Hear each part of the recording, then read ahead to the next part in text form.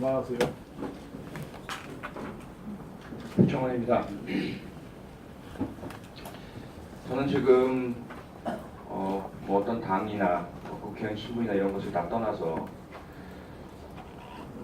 1985년 3월 31일 경찰대학 입학식장에 서 있는 까까머리 청년의 심정으로 앉아 있습니다. 오늘 경찰청에 도착해서 현관문으로 들어올 때 많은 고위 경찰 간부들께서 대부분은 제가 잘 아시는 분들이죠. 서 계시는데도 인사도 나누지 못하고 올라왔습니다.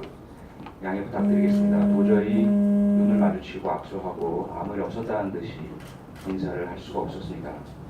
오늘 마치고 갈 때도 마찬가지입니다. 부디 저를 무시해 주시기 바랍니다. 당시에 저희들은 하루하루가 고통과 범인과 아픔의 나날들이었습니다. 박종철하고 이한열하고 강병대하고 저희와 같은 시대 같은 상황들을 겪고 단지 저희는 입장이 다르다는 이유만으로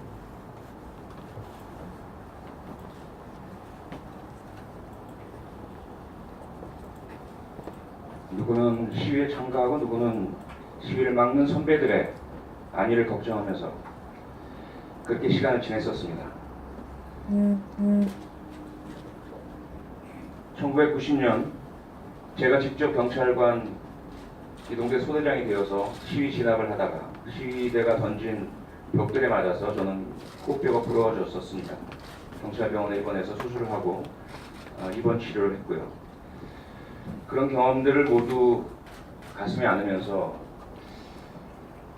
다시는 우리 후배들은 이렇게 동료 시민들을 적으로 대치하지 않게 되었으면 바라고 꿈꾸면서 여기까지 왔습니다. 그런데 다시 지금 그런 상황이 벌어지고 있고요.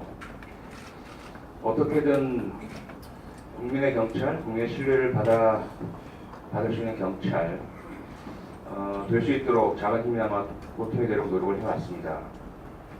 어제는 고속도로 휴게소에서 70대로 보이는 어르신 한 분이 제게 다가와서 팔을 잡으셨습니다. 그러시면서 본인이 형사기량을 끝으로 은퇴하신 경찰관, 전직 경찰관이라고 말씀하시면서 많은 경찰관들 또 전직 경찰관들이 지켜보고 있으니 반드시 수사권 독립을 위해서 최선을 다해달라 이런 부탁을 주셨습니다. 그런데 너무나 죄송하게도 그런 노력을 지금으로서는 할 수가 없을 것 같습니다. 최근에 이미 보도로 알고 계시는 바와 같이 9월 25일 백남기 선생님께서 2시 14분경에 운명하셨을 때 이미 경찰청에서는 전국의 경비과장의 업무 연락이라는 형태로 지시사항을 내렸습니다. 전국에 있는 분향소 설치를 차단하라. 공공장소뿐만 아니라 일반 사 건물의 소유주에게까지 연락을 해서 자체 인력을 동원해서 장소를 선점하든지 그렇지 않으면 불법이한 것을 전제로 해서 차단을 하든지 합법적인 집회 신고가 이루어진다 하더라도 장례 물품 등은 불법 시용품으로 간주하고 차단하라라든지 이 모든 내용들은 너무나 명백하게도 집회 및 시위에 관한 법률 제3조를 위반하고 있습니다. 집회 시위 방해죄. 이 조항은 집회 및 시위에 관한 법률이 처음 제정되었을 당시부터 그 당시엔 2조였죠. 자리 잡고 있었던 조항입니다. 이 조항이 왜 생겼습니까? 군사 독재 시절에 경찰과 중앙정보부, 군 등이 헌법상의 권리인 집회 및 시위의 자유를 억압하고 방해하고 사전에 통제해왔던 일들이 많았기 때문에 민주주의 국가로 가는 길목에서 도저히 용납해서는 안 되기 때문에 집회 및 시위에 관한 법률 가장 윗자리에 자리 잡고 있었던 것 아닙니까? 이 죄에 대한 처벌은 다른 항목과 달리 신분범에 대한 가중처벌 내용을 담고 있습니다. 경찰이나 검사 혹은 군이 집회 방해죄를 범할 때에는 벌금형도 없습니다. 징역 5년 이하의 징역형만을 가중해서 처벌하도록 하는 조항을 두고 있습니다. 너무나 충격적인 사실이기 때문에 제보를 접하고 경찰청, 경비국, 경비과에 문의를 했습니다. 이런 사실이 있는가? 없다. 결코 없다. 있을 수 없다. 지역에서 행해지는 불량부 설치나 집회 및 시위에 관한 지시 명령은 지방경찰청에서 내리는 것이지 경찰청에서 소관하는 사항이 아니다. 국회의원실에서 공식적으로 국민의 대의를 받아서 하는 질문에도 이렇게 뻔뻔히 거짓말을 하는데 국정감사가 무슨 소용이 있겠습니까? 어떤 질문을 하든지 도대체 솔직한 답변을 기대할 수 있겠습니까? 지난번 백남기 청문회 때에도 마찬가지였습니다. 인사청문회 때도 마찬가지였습니다. 업무 보고 시에도 마찬가지였습니다.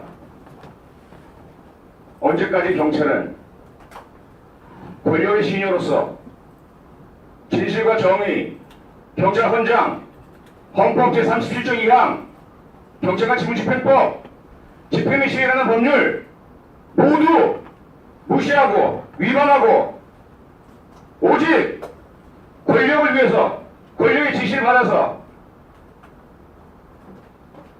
국민을 억압하고 개인의 자유를 짓밟고 진실을 감추고 정의에 반하는 행동을 해야 합니까? 현장 일선에서 가족과 친구와 이웃일 수 있는 시민들을 적대적으로 대해야 하는 우리 의경들, 경찰관들, 그들에게 무슨 죄가 있습니까? 그저 시킨 대로 하는 것 아니겠습니까? 그들 사이에서는 당연히 매일매일 맞서는 상대방이 적으로 보일 수 있습니다. 나에게, 나의 동료에게 술파이프를 휘둘러 대고 돌을 던지고 위해를 가하려는 그들에게 어떻게 호의적인 감정이 생기겠습니까? 어떻게 해야 합니까? 경찰 지휘관은 이들 달래하지 않습니까? 참아라, 아서라, 저들도 우리의 가족이다, 우리의 동료 시민이다, 같은 국민이다, 입장이 다를 뿐이다. 대한민국의 발전과 국가 안보와 국민의 행복을 바라는 건 똑같다. 그러니 참자.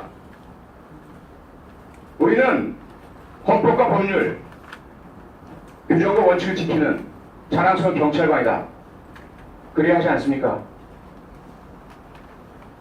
왜 경찰 수뇌부가 나서서 먼저 강경 진압 분위기를 조성하고 가포 비양령을 바라고 비상령을 바라고 불법 폭력 엄단 지시를 미리 내리고 일선 경찰관들 의경들에게 전투적인 분위기를 조성합니까? 그러다 벌어진 일 아닙니까? 처사건 발생 직후 이후 317일 동안 여러 차례 부탁드렸습니다. 인간적 도의적으로 사과하시고 조언해 주시라. 병문안 해 주시라. 지금 사망 이후에는 조용 좀 해 주시라. 모두 거절하고 25일 사망 당시에도 검사와 경찰 간부 2명의 과학서 경찰관, 국가수 법의관, 그리고 유족 측 대리하는 변호사들, 의사들, 그리고 저와 몇 명의 국회의원들이 함께 검시 검안을 했습니다. 그 자리에서 질문을 드렸습니다. 유족의 동의 없이 강제적인 부검 집행하지 마십시오. 그렇게 해주시겠습니까? 제가 3번 질문을 드렸습니다. 검사가 답을 했습니다. 네, 최대한 유족과 협의하여 무리하지 않도록 최선을 다하도록 하겠습니다. 그때 시간이 저녁 7시가 조금 넘은 시간이었습니다.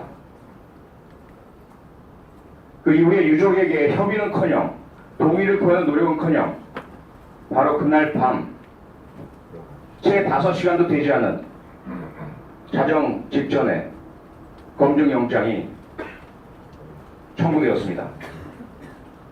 그 검증영장은 법원에 의해 기각되었습니다. 필요성, 상당성, 정당성이 없다. 그래서도 불구하고 경찰은 다시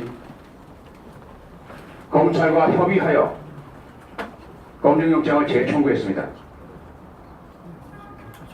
그 직전에 다시 저희들은 경찰청장을 방문해서 간곡하게 호소드렸습니다. 소명자를 제출하지 마시라.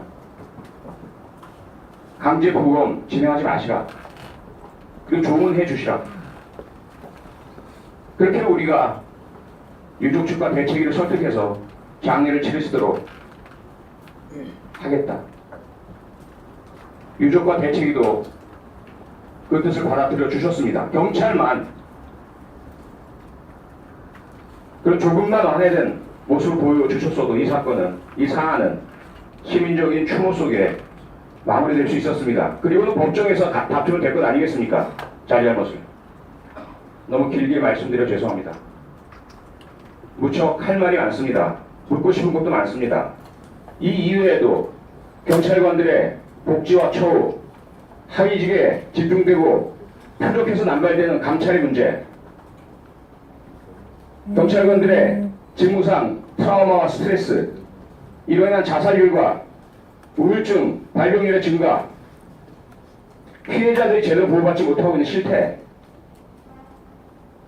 이 모든 문제의 해결책으로 경찰관 직장협의회 신설에 대해서 어떤 입장을 갖고 계신지, 유럽연합은 경찰 노조 내지는 협의회가 없는 국가는 유럽연합에 가입할 수 없도록 하고 있습니다. 우리가 그토록 칭송에 맞지 않는 미국의 경찰 노조 가지고 있습니다.